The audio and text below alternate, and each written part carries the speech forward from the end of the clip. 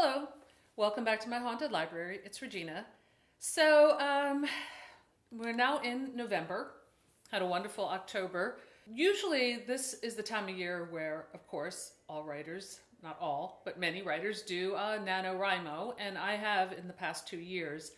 And it was a great experience, and I intend to do it again.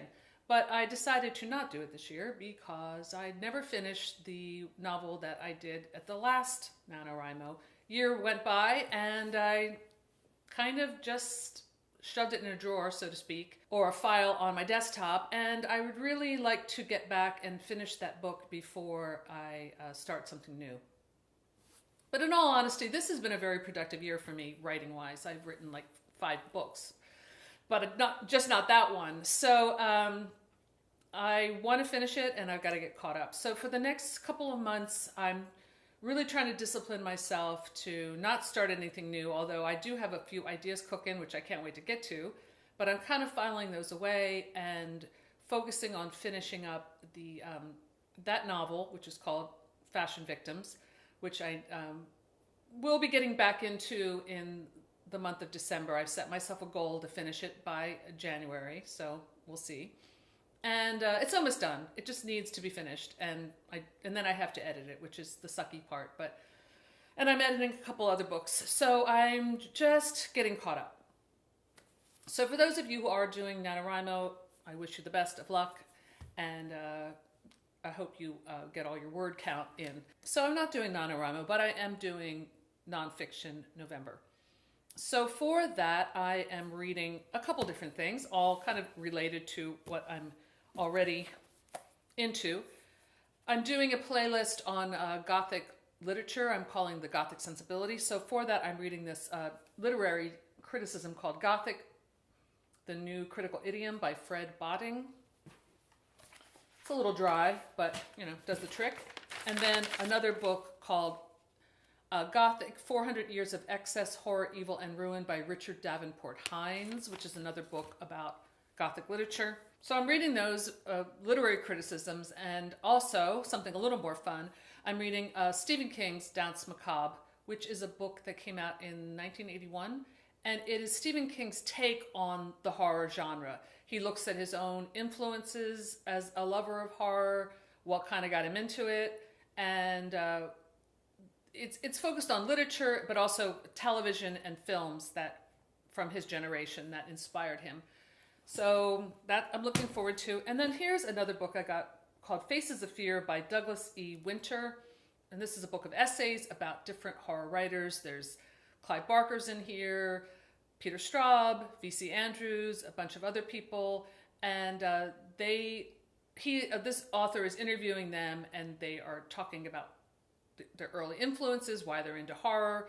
And I'm going to do another video this week about what is that makes people into horror, using this book as a bit of a reference and some other things. This came out in 1985, so it's kind of on the heels of Danse Macabre.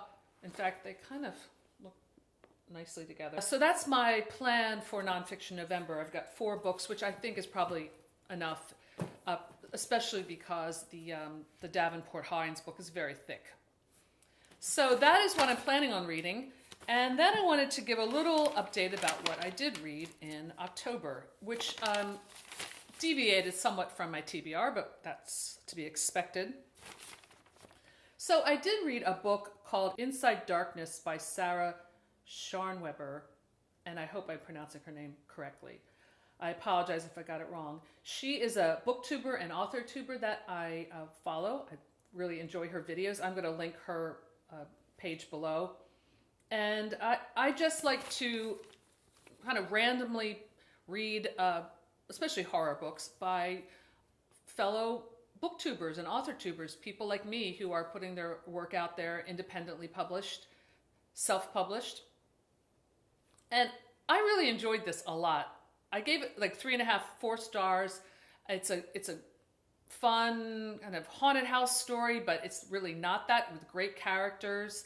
And I thought Sarah's I called her in my review that I did on Goodreads a natural storyteller, and I mean that sincerely. Some people just really have the knack for telling a good story, so I enjoyed it. and I will check out her works in the future. And it does have some of the hallmarks of a self-published work, which I'm sure my books do as well, where, could have been a little tighter in the editing in some spots, but that's important.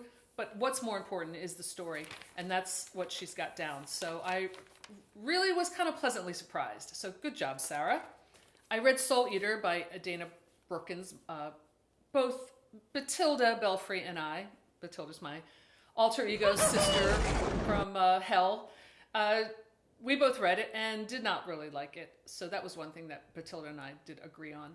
If you want to check out the review, it's on my channel. So then I finally read Heart-Shaped Box by Joe Hill. And I read this on the plane going to Ireland. So I had like a 6-hour stretch where I was reading this and then 6 hours coming back.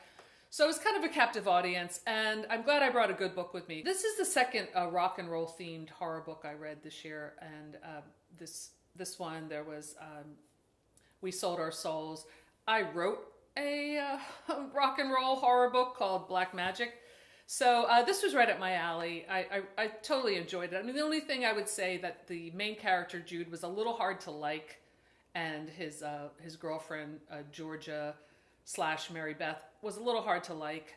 But despite that, I was in on the story from the first moment. It was well written, had a great premise, and pretty creepy. Some really creepy moments. So I enjoyed that. I really looking forward to reading more from Joe Hill. And then the last book I read, and most of these were on my TBR. Some of them were on my TBRs. This one was on my TBR. Wuthering Heights by Emily Bronte. This was a reread. I read some of it on my Kindle when I was traveling, and then read some of it in this beautiful leather-bound version by Easton Press, which I just love these books. They're so great. Wuthering Heights is a classic for a reason. It's so intense, and I was really struck by the brutality of this. I had forgotten, I think I kind of conflated it with the movie, because the movie version, which is a great film with Laurence Olivier and Merle Oberon, is only half of this story. Spoiler, but Kathy dies halfway through the book, and then this new Kathy, her daughter, takes over and kind of becomes there's this other character. And Heathcliff is one character throughout, and not a very nice guy. And it's very violent. It's very, I guess it would be called problematic by today's terms. But it is an amazing, amazing book. And I'm struck by how modern it is. It doesn't have descriptive Victorian language that we would expect. It's very straightforward. It's very easy to read. It's all told through great dialogue and wonderful characters. And it really gets, there's a brutality to it that really gets right in the solar plexus, at least for me. So I thoroughly enjoyed reading Wuthering Heights again. So that was what I read for October. I'm pretty proud of myself because I felt like I read some good books, definitely a variety of things, some new, some classics, some independent. And going into November, looking forward to reading all of those nonfiction books. I kind of feel like I'm going back to school a little bit, but that's a good thing to do sometimes, especially after I'm reading all that schlocky paperbacks from hell, which I think has destroyed a few brain cells.